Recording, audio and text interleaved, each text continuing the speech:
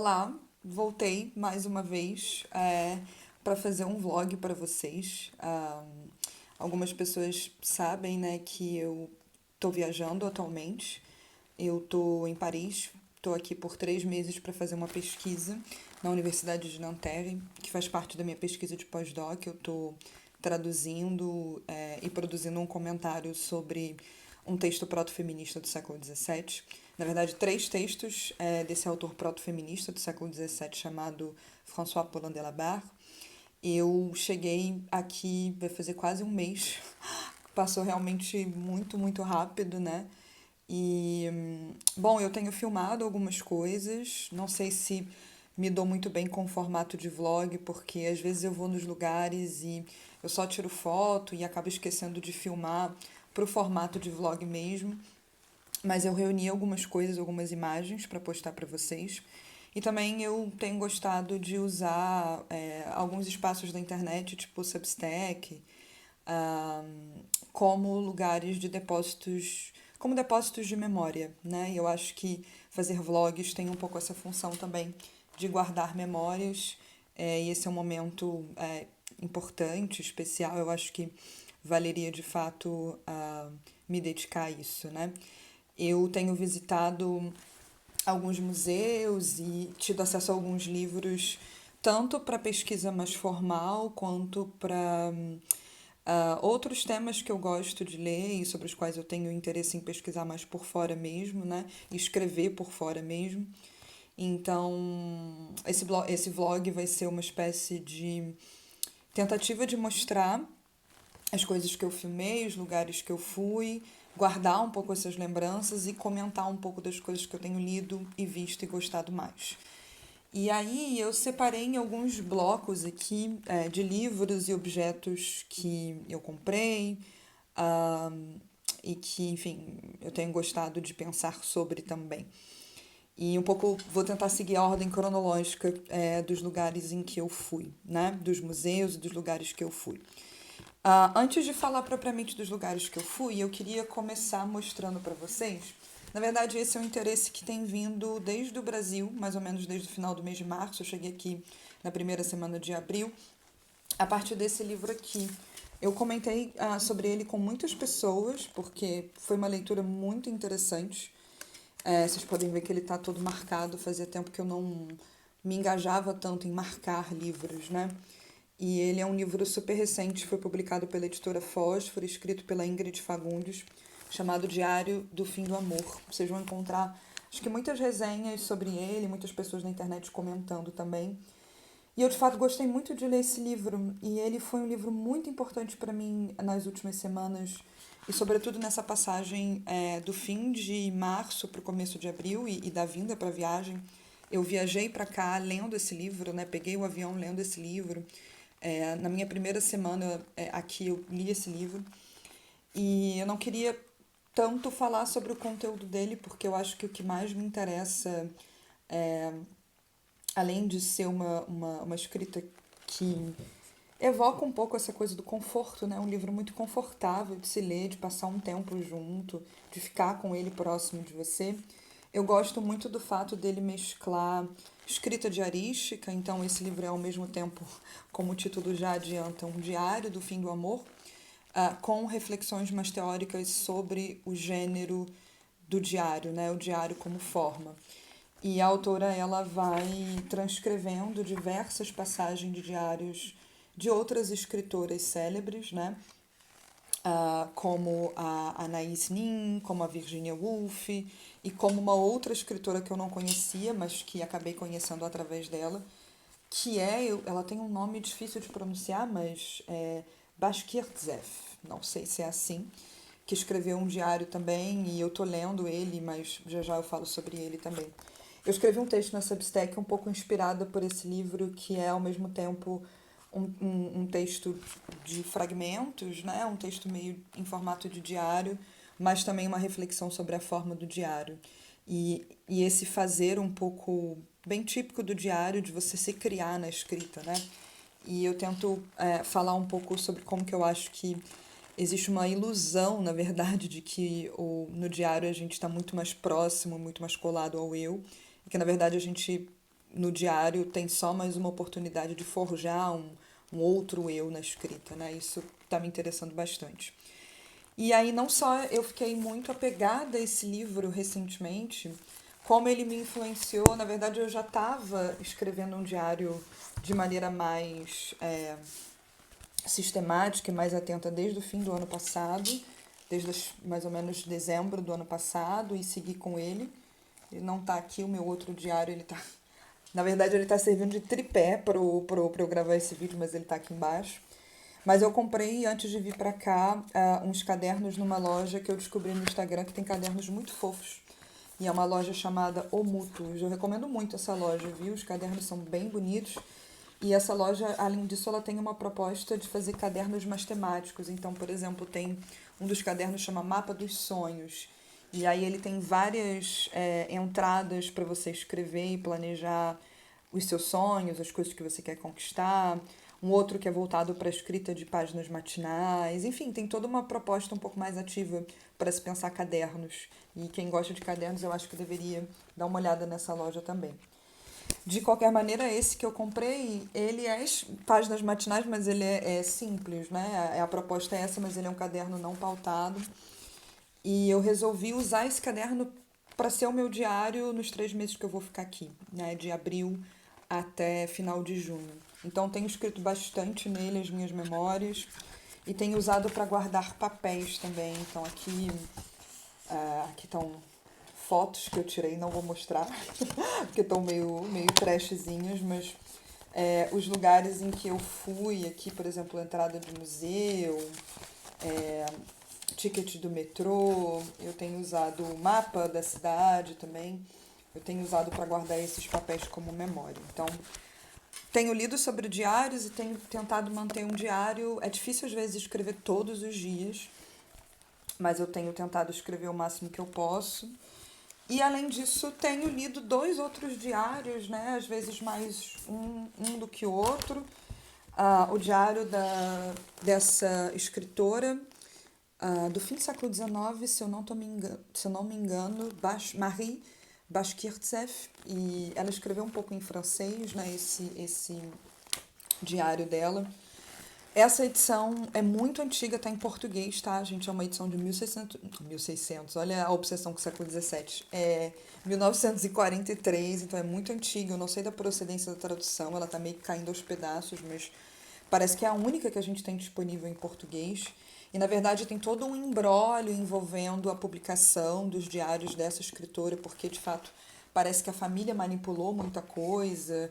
E ela morreu muito jovem, né? A Marie Bashkirtsev. Gente, eu estou pronunciando muito livremente esse nome, não sei se eu estou pronunciando corretamente. Mas ela morreu com 25 anos e deixou muitos cadernos que estão armazenados na Biblioteca Nacional hoje em dia. E eu sei um pouco sobre isso também, porque eu fiquei tão interessada pelo diário dela, pelas transcrições que a Ingrid colocou aqui, né, que eu imagino que tenham vindo dessa edição do português, que eu também comprei esse outro livro aqui, que é um estudo mais técnico sobre os temas mais recorrentes do diário e também sobre toda essa situação que envolve a edição que a família fez, né, do diário, enfim.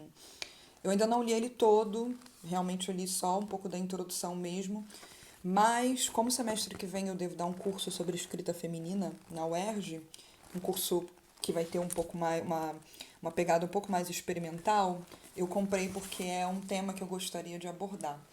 E assim, gente, eu recomendo demais, né? Esse diário aqui da Bashkirtsev, porque ela tem, na verdade, os diários começam quando ela é muito jovem, se eu não me engano, com 12, 13 anos, e é muito impressionante a escrita dela para alguém tão jovem, né, nessa época. E ela tem uma obsessão em se tornar artista, em se tornar uma pessoa notável, digamos assim. E ela vai escrevendo sobre isso, né? Sobre como ela espera que a vida reserve coisas grandiosas para ela e como ela quer se esforçar para se tornar uma artista. E ela reflete muito também sobre as impossibilidades da condição de gênero, como que ela não pode acessar certos lugares, fazer certas viagens pelo fato de ser mulher, enfim. Eu dei uma parada na leitura dele, eu li um pouco, assim, umas 100 e poucas páginas, mas estava gostando bastante de ler. mas gostaria também de ter acesso. Eu preciso voltar ao estudo mais sério sobre ele também para entender melhor essa questão das edições. E aí, essa semana, comecei a ler esse outro diário aqui da Anaïs Nin, que é uma escritora, né, um pouco mais conhecida, ah, principalmente sobre sua produção na literatura erótica. Ela tem romances, alguns contos, alguns ensaios também. E gostei das passagens que eu li do diário dela no Diário do Fim do Amor e resolvi comprar. E aí comprei essa edição aqui, que é o Diário do Amor, o jornal, o diário inédito dos anos de 1932 a 1939, né? Bem grandinho. A Ana Isnin também era muito obsessiva com a escrita diarística. Também passou por um processo de edição, não da parte da família, mas dos editores, né, dos seus diários. Então essa é uma versão não editada dos seus diários. Eu tô bem no comecinho, tá, gente? Mas achei interessante porque é um diário muito reflexivo e muito sentimental, assim. Ela, no começo desse diário, está escrevendo muito sobre as experiências dela com outro escritor famoso do século XX, que é o Henry Miller, também autor de literatura voltada para esse campo do erotismo e tudo. E ela fica, enfim, refletindo sobre as suas próprias relações com essas pessoas, ao mesmo tempo em que reflete sobre a sua produção artística. Enfim, achei bem sentimental, assim, o tom desse, até onde eu pude ler, do diário da Anaïs Nin. Então vocês vejam que eu tô gostando bastante desse tema da escrita diarística e tenho tentado ler coisas nesse sentido. Nossa, eu já falei muito. Eu vou falar também um pouco sobre os lugares em que eu fui e as coisas que eu comprei nesses lugares, né?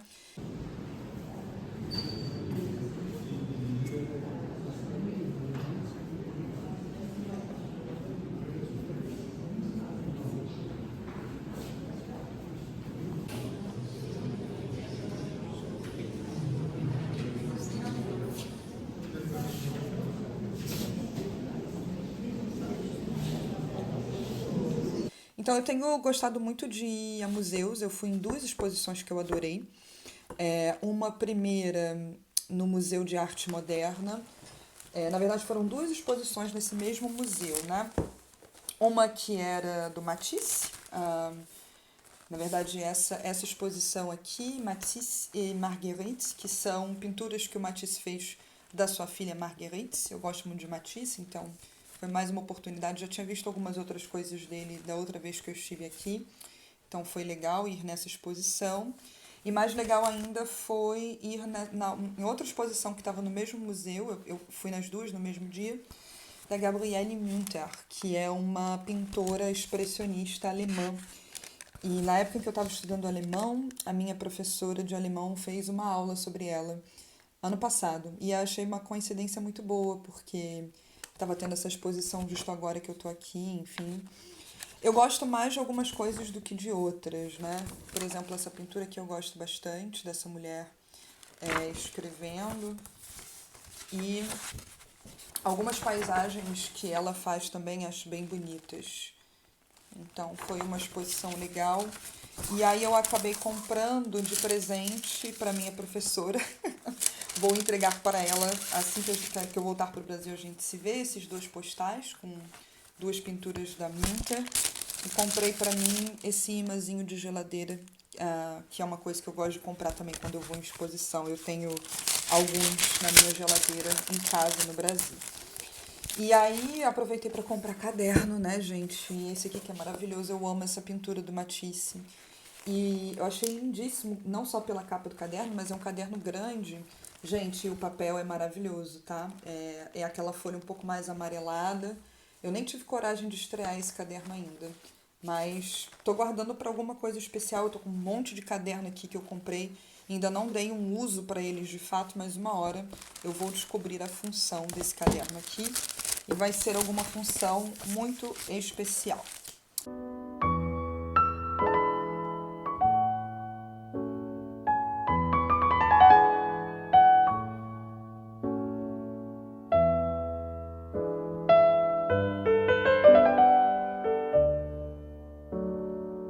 E eu fui no Museu de Cluny, gente, e vi, né, as tapeçarias da Dame à la Licorne, né, que é, acho que a dama e o unicórnio, né, que é simplesmente essa tapeçaria aqui, que eu acho que é uma tapeçaria relativamente famosa, né. Eu não sabia, mas na verdade essa é uma das tapeçarias só lá no Museu de Cluny, que é um museu voltado para a arte renascentista, que tem muitas tapeçarias e objetos lindíssimos, assim, sempre com um pouco a, essa entrada meio naturalista, né? Tem um bestiário, tenho que mostrar para vocês. Tem um bestiário muito específico, até nessa tapeçaria vocês conseguem ver os bichinhos, enfim. E eu não resisti e acabei comprando essa reprodução aqui, porque é uma tapeçaria que eu adoro.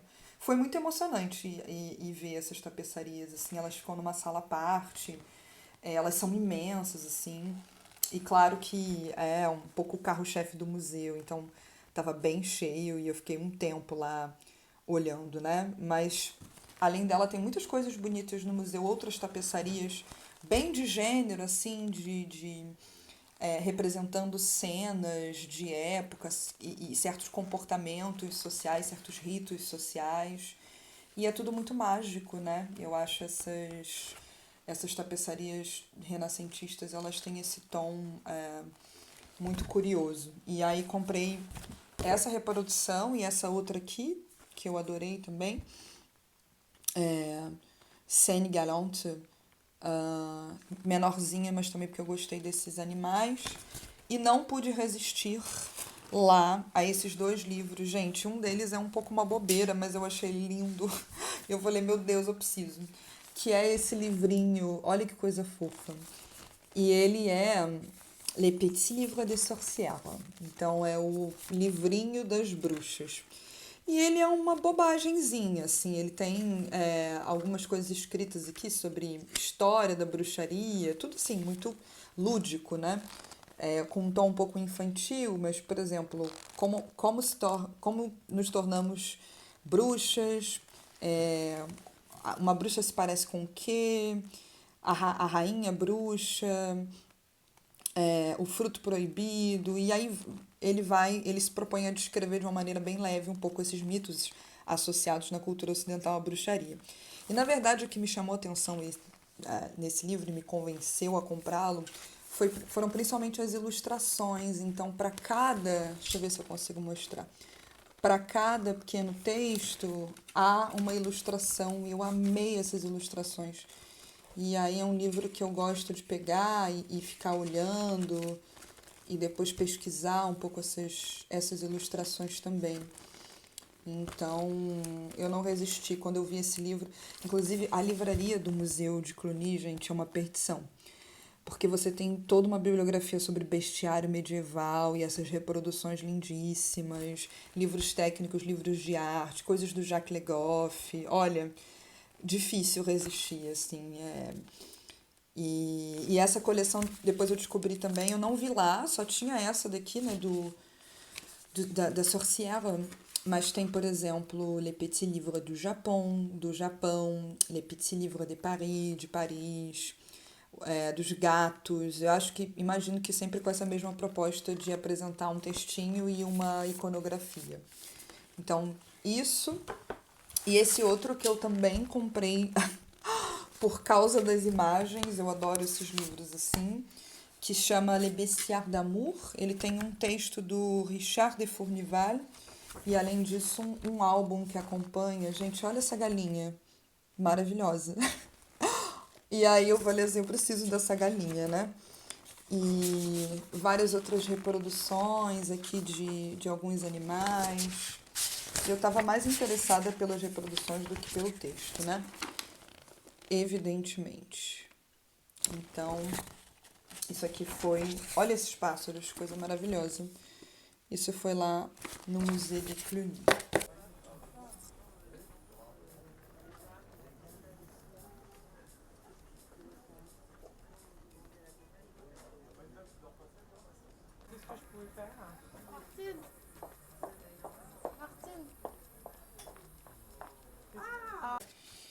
E aí, Bom, já tô acabando de falar.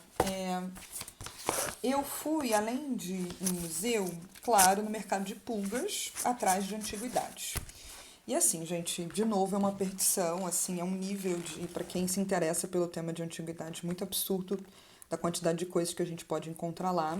E eu tive de me controlar, e na verdade o que eu acabei levando foi essa revista aqui, vou mostrar para vocês.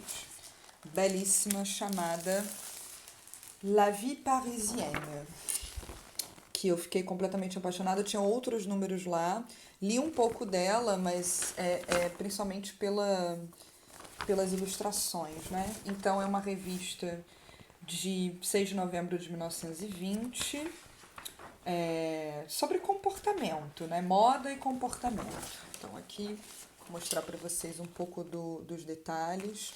Eu tenho algumas dessas revistas lá em casa, não desse modelo, mas brasileiras. Eu achei muito, muito lindo. Se eu pudesse, eu teria comprado até mais, assim.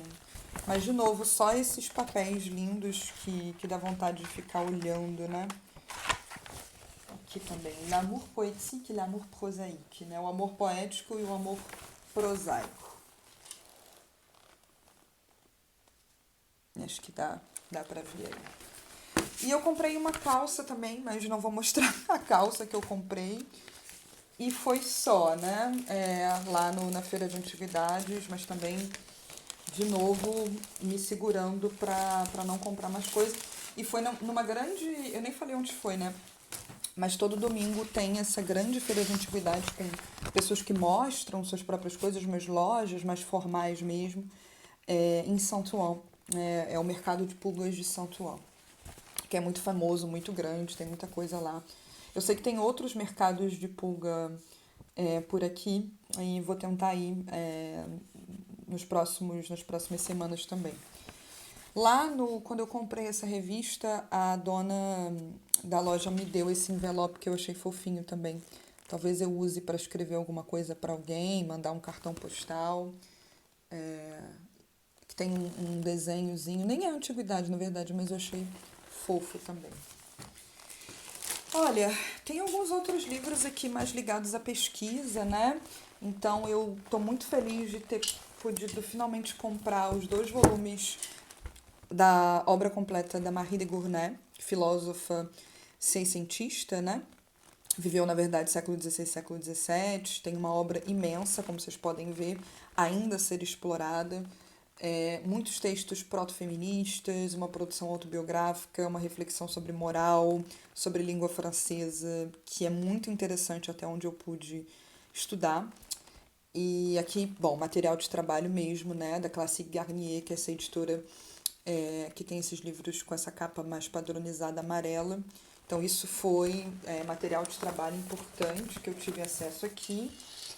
E 2 outras coisas de material de trabalho, e aí vou acabar mesmo, né, de falar, que foram esses 2 aqui. O primeiro, Le Sexe du Savoir, eu já tenho uma versão desse livro em português no Brasil. Aliás, está sendo preparada uma tradução do Sexe du Savoir, que é um livro um pouco mais antigo, mas deve sair, sei lá, nos próximos anos no Brasil, que é uma reflexão da Michelle Leduc sobre a relação entre conhecimento e gênero, né? E, na verdade, é uma edição nova. E a gente vai fazer um evento com ela em breve na Universidade de Nanterre, que é a universidade em que eu tô. Então eu comprei para ler na edição nova e preparar algumas perguntas para a gente fazer um debate com ela. E além disso, isso aí também outro material de estudo que vai ficar um pouco mais para frente, lá para junho mais ou menos, né? Eu já li esse texto, na verdade, em PDF, na versão do manuscrito, que é o História de 2 Camaleões, da Madeleine de Scudéry, escritora seiscentista, escritora de romances, principalmente, do século XVII, muito célebre, né? Escreveu Clélie, História Romana, e, na verdade, essa é uma edição crítica dessa passagem da obra dela, em que ela escreve sobre a observação do comportamento de 2 camaleões. E aí eu quero fazer uma apresentação sobre isso, o modo como ela descreve a relação de amizade entre os 2 camaleões, como que tem uma relação igualitária entre eles. E essa é uma edição com introdução, com notas, então para estudo mesmo, né? Então isso aí está no meu horizonte de pesquisa para as próximas semanas e para os próximos meses. Eu nem sei como é que eu vou editar esse vlog, gente, porque eu tenho alguns vídeos pequenos que eu fiz, talvez eu vá intercalando aqui na minha fala. Mas era isso um pouco que eu queria mostrar, então obrigada por terem assistido. Assim, para mim, o que tem de mais importante nessa viagem é principalmente conseguir ter acesso a essa bibliografia, a esses livros, para poder ler também, né, de coisas por fora e de fazer a pesquisa. Mas eu vou tentando, de repente, fazer um vlog por mês, quando eu tiver reunido coisas para falar e livros sobre os quais comentar. Muito obrigada por terem assistido, como sempre. C'est genre vraiment une négociation dernière fois, tu vois. La chance. De toute façon, on a passé le cap. Par contre, il se rappelle. Mais là, elle l'a dit.